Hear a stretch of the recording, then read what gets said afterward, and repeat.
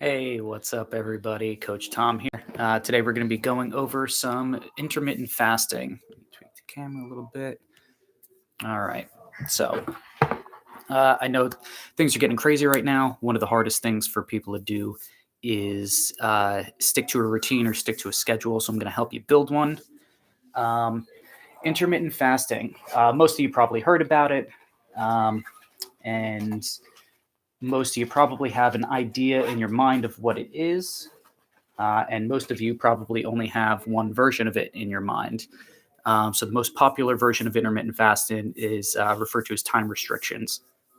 So that's where you're going to do your 16-hour fast and your 8-hour eating window. So most people are going to have their cutoff around, 6 o'clock at night or so, and then so that means they're not going to be able to eat again until like lunchtime the next day. Then they have their 8-hour window for when they're going to eat, and then they're back to fasting. So, big misconception about intermittent fasting is that window where you're fasting is that your body's burning through so many calories because you're going into ketosis. It's not exactly how it works. Sure, maybe on like a microcosm of a scale, your body might be starting that process, but it takes a long time for your body to burn through the amount of sugar and glucose that it has in storage. So you're not really actually going into ketosis on and off for the intermittent fasting.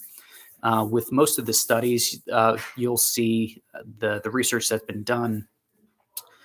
There's usually an asterisk next to any of the results from any of these studies or the research saying that participants ate a total less of calories. So they had less calories coming in general compared to the control groups or any other dieting style groups.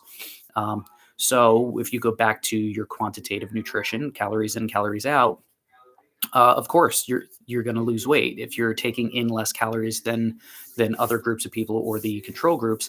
So it's not that you're burning more calories, it's that you're taking in less in the first place. So that's one of the big things to keep in mind with intermittent fasting. It's not so much jumping in and out of ketosis. It's primarily a way to control carb intake, or calorie intake, I should say.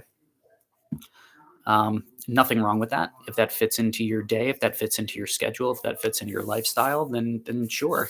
To some degree, we all do it at some point. The other versions that people may not know about, so they have what's called alternating day, and there's also they call it a 5-2 schedule. So basically, you're going to be eating whatever you want for 5 days at a time, and then you're going to fast for 2 days. So same thing as the time restriction. You're just changing your time restriction from hours in a day to days in the week. All right, and that's the only difference. So you're going to have whatever you want for those 5 days. And then your 2 days, and the 2 days doesn't have to be a 100% fast. You don't have to have 0 calories for those days. It's still up to about, I would say, 500 to 600 calories. I believe the rule of thumb is about 500 calories. So anything less than that is considered your fasting day. And then you've got the alternate day. So you're going to eat for a day and fast for a day, eat for a day and fast for a day. And same thing with that one. The your fasting day, it's not 0% of your normal intake. It's going to be in the vicinity of 25% or somewhere around the 500 or less calorie range. So that said, it's a way to control intake. Another thing that we can do to control intake and control the impulses is a lot of times you're going to be like going to the refrigerator these days that you're all quarantined up and at home. You're going to be going to the refrigerator. I saw a couple ideas on Facebook, and as funny as it is, it might be helpful for some people. Just print out something like a sign and hang it on one of the shelves, so when you open the door, you see it right in your face, saying "You're not hungry, you're bored, go away." And that's going to be a big thing, is eating out of boredom, because we've got all these mental triggers that tell us that we're hungry when we're not actually hungry. So one thing you can do to hang that sign in the refrigerator, or put it on the outside of the refrigerator. Keep in mind, like, you still have your goals, you still have things that you're trying to accomplish, and just because you can't make it to the gym, we're bringing the workouts to you already. Um, just because you can't meet with me in person doesn't mean you can't do a video session with me. I'm doing Skype sessions with clients. Um, Let me see, what else do we have? Setting up your schedule. So trying to stick to a routine. So that's going to be one of the most helpful things is when we get into this down the rabbit hole, like this black hole of time that we have so much of these days. As long as you try to keep to some semblance of a normal schedule and a normal routine, it's going to be a lot easier to stick to, and it's going to make the time pass by.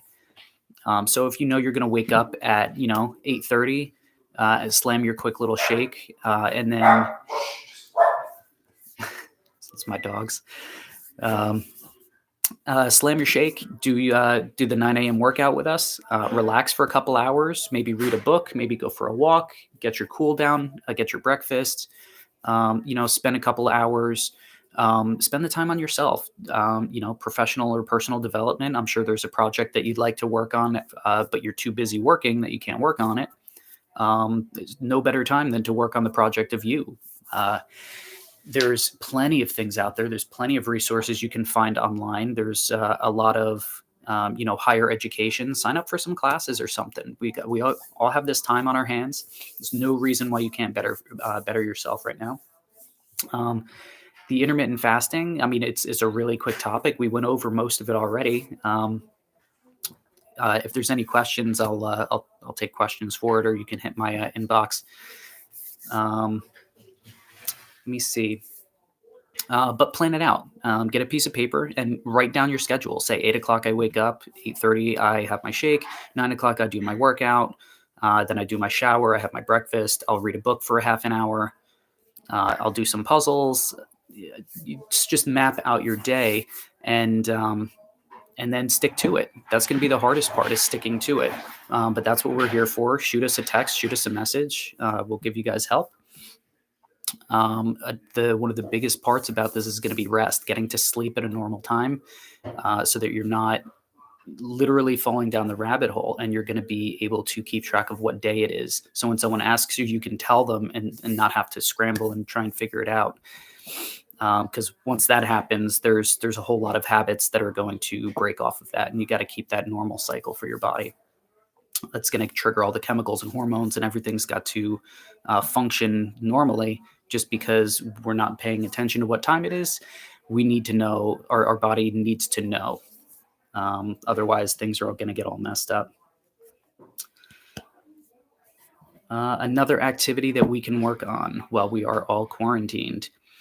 I know Dr. Raj had mentioned it in his video, where he was disappointed at all the food that was left on the shelves, because it was the food that you're supposed to be eating during times like this anyways.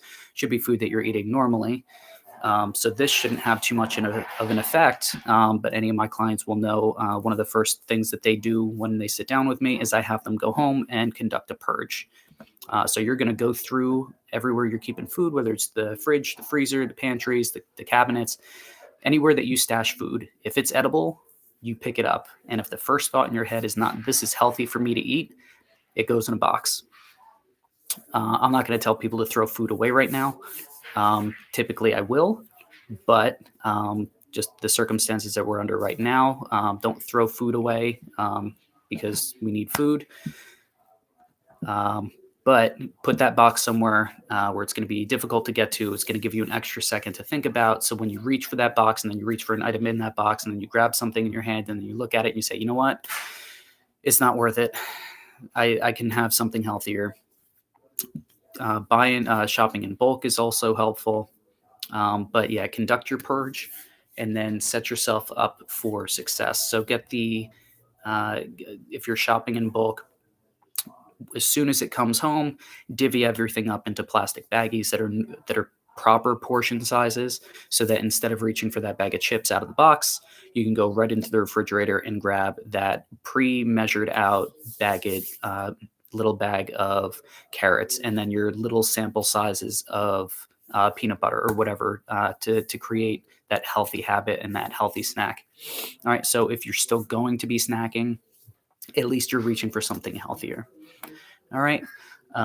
That's all I got for you guys today. Like I said, feel free to drop a message in my inbox if you have any specific questions. Other than that, we will see you next week.